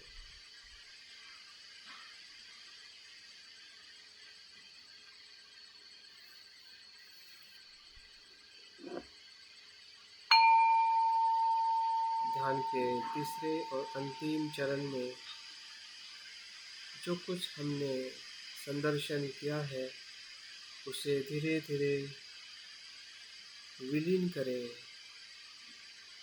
छोड़ते जाइए, अनित्यता का अनुभव करें। प्रकाश वज्र सत्व में विलीन हो रहा है। वज्र सत्व उस बीज मंत्र में विलीन हो रहे हैं। बीज मंत्र उस कमल पुष्प में, कमल पुष्प उन रंगीन बादलों में, और ये रंगीन बादल इस खुले नीले आकाश में, और ये नीला आकाश शून्यता शून्यता में विलीन हो, और पूरा हमारा अस्तित्व संपूर्ण प्रकाशित है,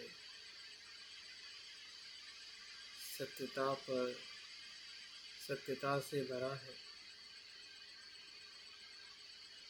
और इसी अनुभव को हम अपने व्यवहार में काया वाचा मन से अनुभव करें। उसी सत्य को देखने का जो हमने भीतर देखा है कि अस्तित्व और मैं अनित्य हूँ, अनात्म हूँ, शुद्ध हूँ और शून्य हूँ, मुक्त हूँ।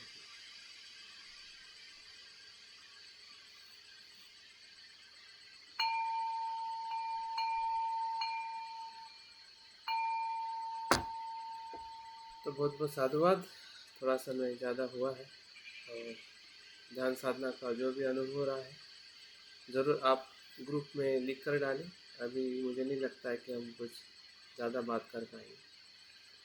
और शाम के सत्र में हम उपस्थित होंगे या नहीं होंगे वो दोपहर के बाद मैं कंफर्म करूँगा, क्योंकि आज हमारा अनागारिक धर्मपाल जी का जयंती है, और सभी को जयंती की बहुत सारी शुभकामनाएं।